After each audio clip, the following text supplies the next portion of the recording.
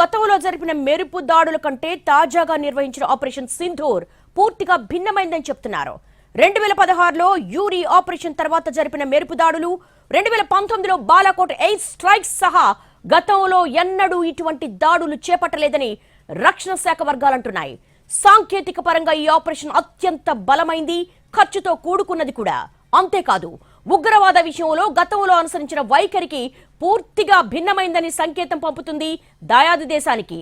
ఇక ఆపరేషన్ సింధూర్ భారీ సంఖ్యలో ఉగ్రవాదులను హతమార్చి పడేసింది. దీంతో టెర్రరిస్టు నెట్వర్క్లు, వాటి హ్యాండ్లర్లకు తీవ్ర హెచ్చరికలు వెళ్లాయి. అవసరమైతే ముందస్తుగా దాడి చెయ్యగలమని మెసేజ్ కూడా ఇచ్చింది భారత్. పాక్లోని ఏ లక్ష్యం దూరం కాదని పరోక్షంగా చెప్పింది. ఉగ్రదాడులకు రియాక్ట్ కావడం అంటే కేవలం స్టామినా, శక్తి చూపడం కాదని, టెర్రరిస్టు కార్యకలాపాలు, ఇతర సోర్సులను పునాదులతో పెకిలించి పడేయడమే ఈ దాడులతో ఉద్దేశమంటూ భారత్ స్పష్టం చేసింది. అత్యంత ఖచ్చితత్వంతో లక్ష్యాలు ఛేదించే 24 ఆయుధాలను భారత్ ఉపయోగించింది. వీటిల్లో క్షిపణులు, బాంబులు, ఆత్మాహుతి డ్రోన్లు ఉన్నాయి.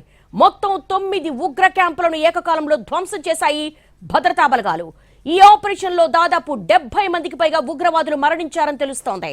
మరో 60 మంది వరకు గాయపడ్డారని సమాచారం. ఈ దాడి కోసం భారత్ ఇంటెలిజెన్స్ అధికారులు టెక్నాలజీని వాడుకున్నారు. ఉపగ్రహ చిత్రాలను, హ్యూమన్ ఇంటెలిజెన్స్, ఉగ్ర కమ్యూనికేషన్లను అనలైజ్ చేశారు. జైషే మహమ్మద్, లష్కర్-ఎ-తోయిబా వినియోగించే కాంప్లెక్స్ ను గుర్తించారు. వీటితో పాటు ఆ ఉగ్ర సంస్థల ఆయుధ కారాగారాలను, brain washing, sleeper cell planning కేంద్రాలను నిర్ధారించుకున్నారు. ఇక సరిహద్దులకు అత్యంత సమీపంలో ఉన్న స్థావరాలపై మానవ రహిత విమానాలతో కొన్ని రోజులుగా నిఘా ఉంచారు. ఆయుధాల ఎంపికలో కూడా అత్యంత ఖచ్చితత్వంతో టార్గెట్ ఛేదించే వాటినే ఎంచుకున్నారు. Scalp cruise missile, hammer grenade బాంబులు, ఆత్మాహుతి డ్రోన్లను ఎంచుకున్నారు.